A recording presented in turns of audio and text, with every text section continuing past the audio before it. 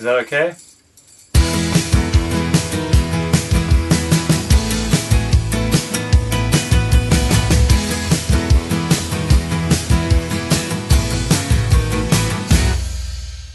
This album began with us sitting in a coffee shop at the end of last year, kind of with me with a list of things that aspirations for the next year.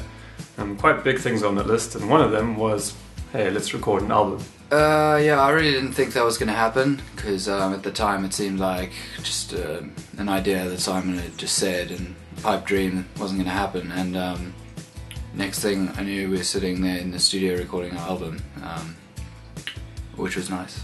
Since our first album, It Couldn't Have Been Miss Scarlet, she was with us at the time, quite a lot has changed. Yeah, this time around it was really cool, because obviously with Miss Scarlet it was just Simon and I, and then kind of Simon and I for backing vocals. The transition into going from a duo and then becoming a full band was something we had discussed even during the creation of Miss Scarlet. In fact, we even alluded to it on our album Inlay.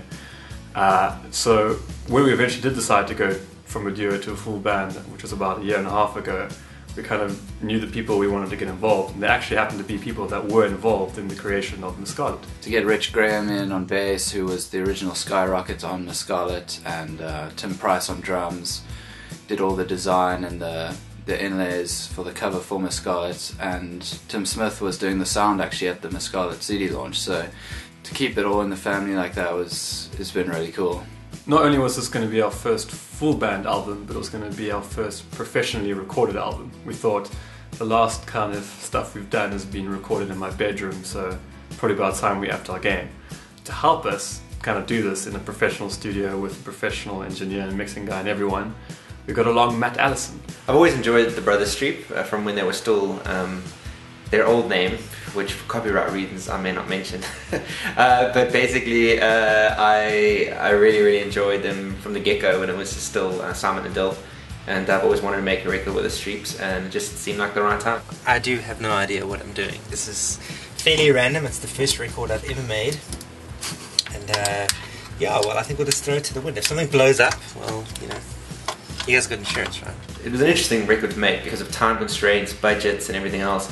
We're making it in various places. So we started in Dreamspace recording studios in town, and basically we cut most of the stuff there live as a band. Everybody played live, so we played to click, but it was kind of it's a rarity today. I mean, everyone normally overdubs a session, so we did a couple of overdubs and we've done some edits, but it was made largely as the Brothers Streep playing live. We didn't want to make the record something that wouldn't be reproducible, you know, live as an album. And so we started there. Dave Langeman is mixing. Dave's done a lot of great work with me over the last 3 years. We've been working together.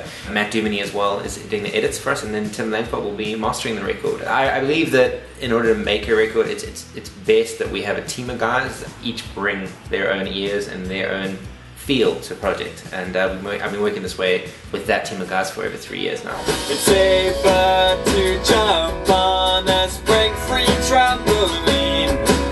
We know it sounds ridiculous, but that's exactly what we mean. You can't smash your head in when the surface is so soft. Spring-free trampoline keeps all children safe, so this in-your-face marketing should not be scoffed. Okay, really, guys, let's break it down. It absolutely is atrocious. I mean, I'm probably gonna have to re-record every single instrument.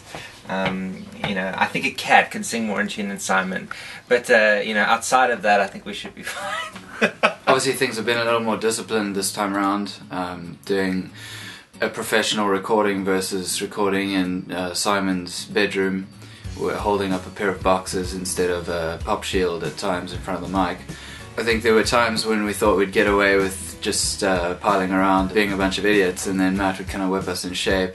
But that was cool. I mean, it's always good to be slightly professional when you're trying to release a professional album. What are you doing? What are you doing? Just moving all the things. Change what Matt's done. Yeah. It was hard work, but at the same time it was exciting to be in a big studio. You know, I'm quite a sound enthusiast myself, and so it was great just to be around such good gear and professional expertise of Matt and stuff. And it was tiring, and it was actually a little bit harder work than I thought. You know, most Streep things, our humour and everything just comes pretty naturally, but this was like we had to up our game a little bit in terms of our commitment to getting things right.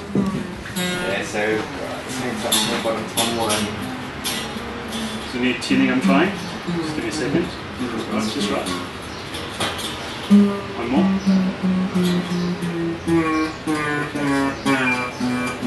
Almost there. Here we go.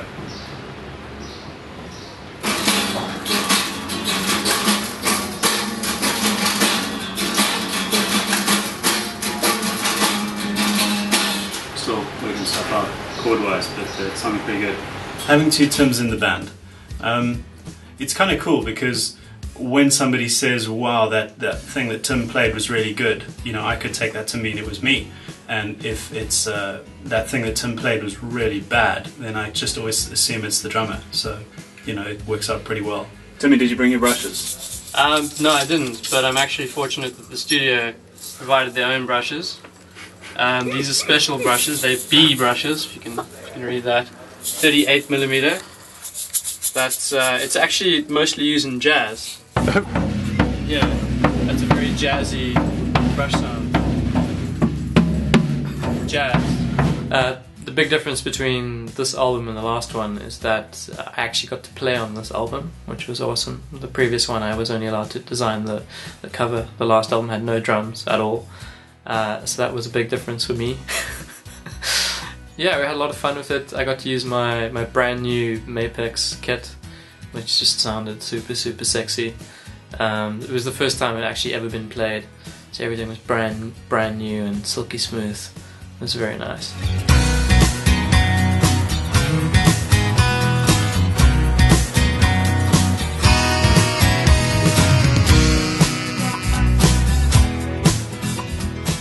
Yeah, I mean, this was quite an upgrade for me because, you know, Streep album Mark 1, the Scarlet, you know, I appeared in that, but it was pretty much just a skyrocket. So I mean, this is quite a step forward for me, you know, as a part of Streep. So, you know, good times. One more time! One more time! One more time! One more time! Sorry. One more time!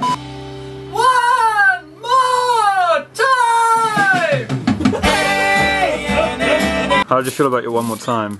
Yeah, I see it was difficult because I'm not used to having to yell it that loud, and the voice was. Just look like hard work from here out. On the way, you worthless scum. You will not rest till the job's done. You will not rest until the job is done. And I want for that to be a lie. It's not the treasure I despise, it's the sadness and the rise. To tell you the truth, I'm not actually that bad. Kumbaya, my lord. Kumbaya. Kumbaya, my lord. Kumbaya. Kumbaya, my lord. Kumbaya. Oh, Lord. Kumbaya.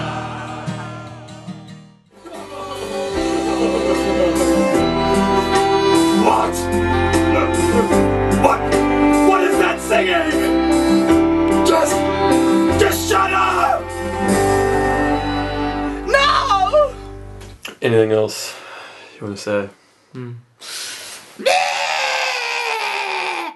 That's what I've been wanting to say for a long time now. It's good to get that off my chest.